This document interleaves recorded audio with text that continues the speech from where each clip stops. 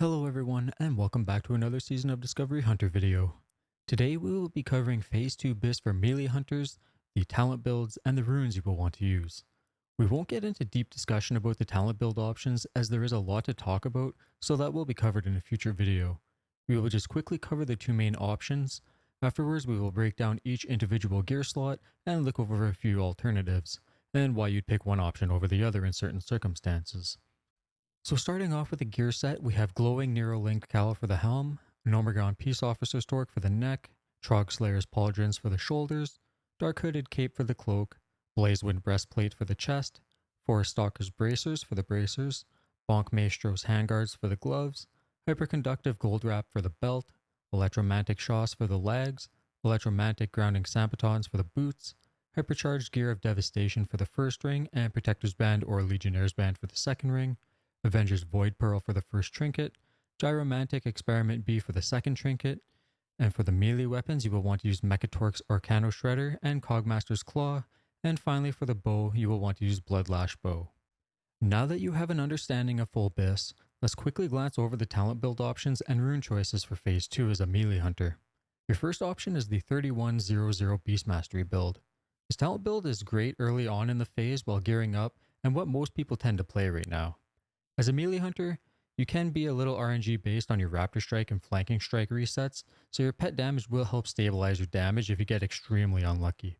The other talent build is the 0031 Survival build. This build is still a great choice even at pre-BiS gear levels, and I have managed rank 1 parses with it, so feel free to use it if you want. For the runes, you again have a few options to play around with depending on your own personal raid setup.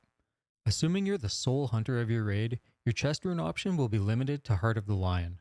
If you play 0031 Survival and you have a second hunter to provide aspect of the lion, then you can choose to play Lone Wolf, but from personal testing and raids of this build and rune, I highly suggest you wait until you're closer to Phase 2 BiS before you play Lone Wolf. For the legs, your only rune option is Flanking Strike. For the glove rune, you will want to use Beast Mastery if you're playing with a pet and not Lone Wolf. If you are playing Lone Wolf, you can run either Carve or Chimera Shot. For the waist, your only option is Melee Specialist, and finally for the boot rune, your only option is Dual Wield Specialization. We've now covered the gear set as a whole, the talent builds, and the rune options as a melee hunter in Phase 2, so let's look at the gear slots themselves and cover some alternatives for each slot. Starting with the helm, we have glowing Nero-linked cowl. As a hunter, you should definitely have leatherworking by now as one of your main professions, so get your quest done ASAP for this helm. On the other hand, if you don't have leatherworking or don't want to level it for whatever reason, then you can opt for Marksman's Scope Visor. For the neck, you will want Nomergon's Peace Officer's Torque. This neck is a quest reward from the note that drops off the final boss Mechaneer Thermoplug, so just wait your turn until you win the role or you're rewarded it. Until then, you can just use your Sentinels or Scout's Medallion, as you should easily be honored by now from the Warsong Gulch rep. For the shoulders, you will want to pick up Trog Slayer Pauldrons. They should be relatively easy to pick up without much competition, and until then, just continue to use Failed Flying Experiment from pre-BiS as they are relatively easy to obtain from the Escort quest in Feralas. All of the other alternatives in this gear slot are rare BOEs, so I wouldn't really bother even looking at them or spending any gold. For the cloak, the absolute best option is unfortunately the expensive rare BOE Dark Hooded Cape. If you really want, you can try and farm Neymar the Slayer in Arathi Highlands for the drop, or if you don't have the time or gold, you can opt for Blood Drenched Drape from the Stranglethorn Vale PvP event, or pick up a Drape of Dismantling or a Prototype Parachute Cloak from Nomergon. Now for the chest, we have Blazewind Breastplate.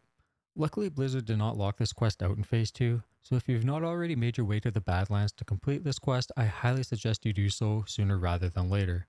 And as a hunter, you can solo this quest by kiting the dragons around.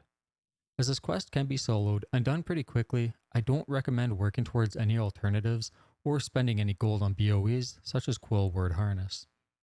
For the bracers, again hopefully you did your PvP in Phase 1 because the Forest Stalker's bracers from being exalted are the absolute best option in Phase 2.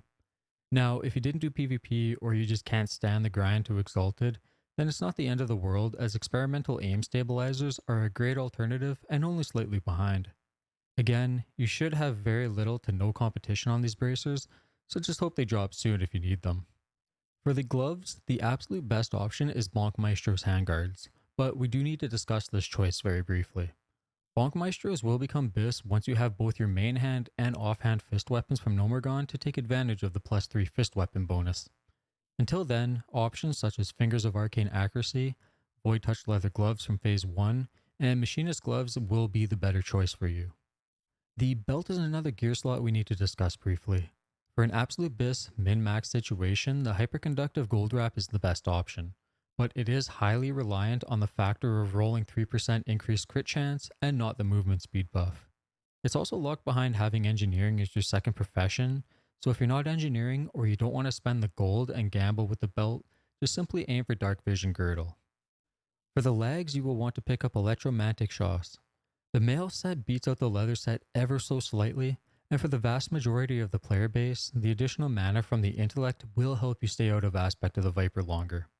Until you get a power depleted leg drop, just use Nimble Trip Runner Dungarees, as they are a quick and easy quest reward from clearing Nomergon for the first time.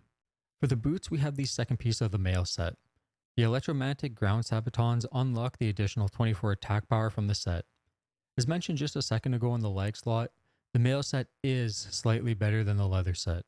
Until you have these boots, just continue to use Black Forest Greaves if you were lucky enough to get a pair for cheap or find them in the open world.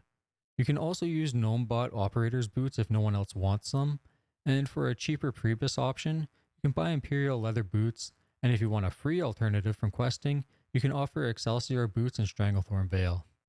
For the rings, you will want Hypercharged Gear of Devastation and Protector's Band or Legionnaire's Band. Unfortunately, Zul'Farrak is locked for Phase 2, so Mason's Fraternity Ring is not an option. Protector's Band as Alliance and Legionnaire's Band as Horde only required Honor Rep, so it should be quick and easy to get if you aren't already honored or your hunter is a fresh character. Iron Spy's Eye is another great option and Prebis for melee hunters. You can quickly and easily solo Scarlet Monastery Graveyard to pick up this ring from the rare spawn, so if you don't have it yet, you should definitely try and pick it up. The trinkets are simple and straightforward. For the first trinket, you will just continue to use Avenger's Void Pearl, and for the second trinket, you will use Gyromantic Experiment 420B. Until you pick up Gyromantic Experiment, you can just use a minor recombobulator, as the health and mana boost from it will definitely come in handy on plenty of fights in Nomergon and prevent you from having to sit in aspect of the Viper longer than you need to. Finally, we get to look at the weapons. Mechatork's Arcano Shredder for the main hand and Cogmaster's Claw for the offhand are your best option for Phase 2. These fist weapons are also your biggest upgrade among all the other gear, so make sure these are your top priority. If you're having to run in soft reserve pugs, then definitely make sure these are your reserved items. Until then, you have a few choices. Protector's Sword or Legionnaire's Sword in the main hand, with Vanquisher's Sword in the offhand is a great freebis choice. Another option, but way more expensive and in my opinion not worth it at prebis levels of gear, is Shovelflange's Mining Axe with Stalvin's Reaper. After some simming and discussions this morning with Dizzyit, it was found that this axe combo is actually slightly better for prebis than any other combination. Lastly, we have the bow to cover. Bloodlash Bow is definitely the best option in this phase because the proc chance to increase your strength by 50 can be procced by melee attacks, and it procs quite often, so make sure you do your Stranglethorn Veil PvP event if you haven't already. You can easily get this done in 1 to 2 events as the bow only costs 5 coins. Until you have this bow, just look on the auction house for a cheaper green bow or gun of the tiger, or pick up Outrunner's Bow or Outrider's Bow if you're revered with Warsong Gulch rep. And that's everything you need to know for Phase 2 gear as a melee hunter. I hope you found this video helpful, and if you did, please leave a like and subscribe to the channel.